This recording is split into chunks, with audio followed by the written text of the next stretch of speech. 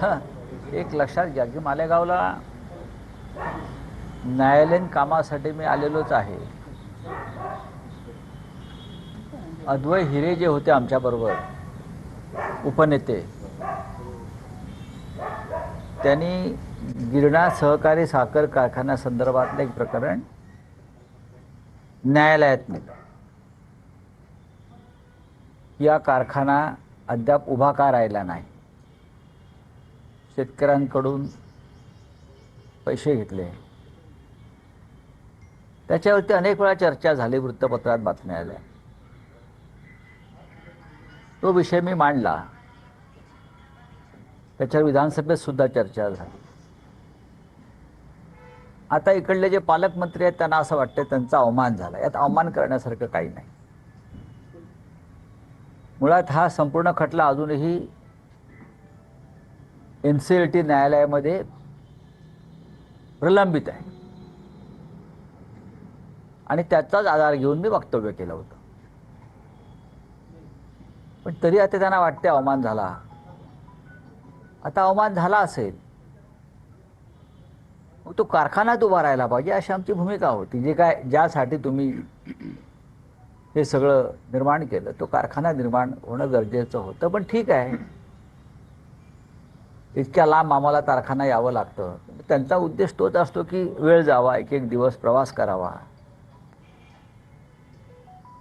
पण स्वतः अद्वै हिरेच ज्याने हे प्रकरण निर्माण केलं तेच त्यांच्या पक्षात गेले. म्हणजे ठीक आहे, डायरेक्ट नसतील पण भाजपमध्ये गेले. आता तो खटला ते लढतील.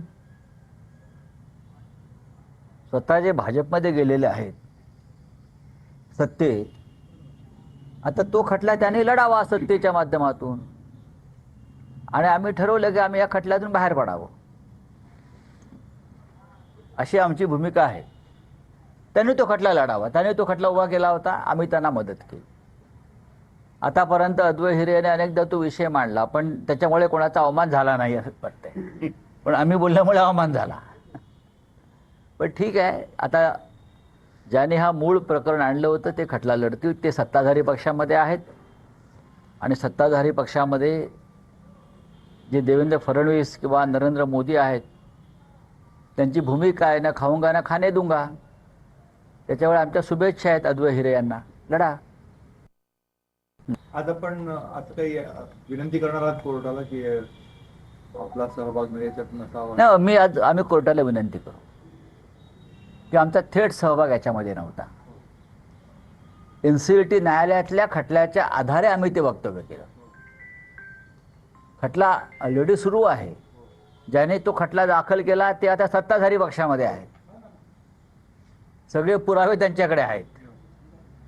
नक्की आम्ही कोर्टाला विनंती करू की मूळ जे फिर्यादी होते ते सत्ताधारी पक्षात गेले, त्याला खटला आता ते चालवतील. आम्ही कशाला आता मध्ये याच्यामध्ये? आम्ही कोर्टाला विनंती करू. आज सिक्युरिटी कमी केलेली आहे. बरोबर आहे. सिक्युरिटीचा फार सोर्स कोणी धरू नये.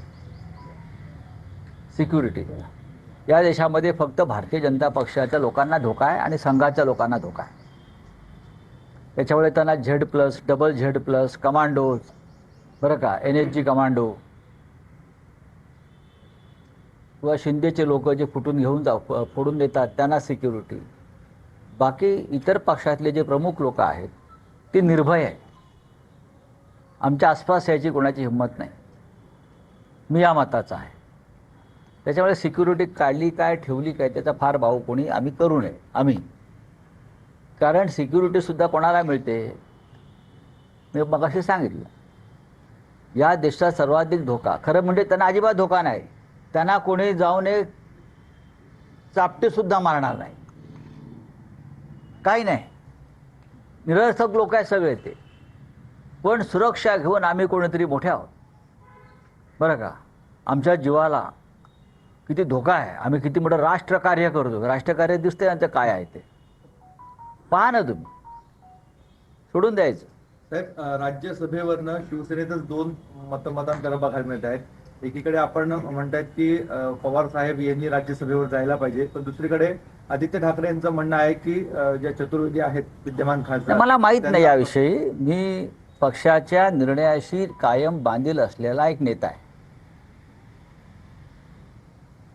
शरद पवार जर उभे राहिले तर काय हा प्रश्न आहे ना, एवढंच, बाकी काही नाही. हो. बाकी जर माननीय उद्धव साहेबांनी कोणाला उमेदवारी दिली पक्षातून तर तो त्यांना निवडून आणणे आमच्या सगळ्यांचं काम आहे. पण जर शरद पवारांसारख्या नेत्याने इच्छा व्यक्त केली तर त्याच्यावर चर्चा करावी लागेल, एवढंच मी म्हणालो. मी कोणाचं नाव घेतलं नाही, अजिबात घेणार नाही मी नाव. मी माझ्या पक्षाच्या भूमिकेशी बांधील आहे. पण आदित्य ठाकरेंचं सरळ म्हणणं आहे की दोन्ही राष्ट्रवादी एकत्र आले तर पुढे भविष्यामध्ये वेगळ्या अडचण निर्माण होऊ शकते, त्यामुळे मग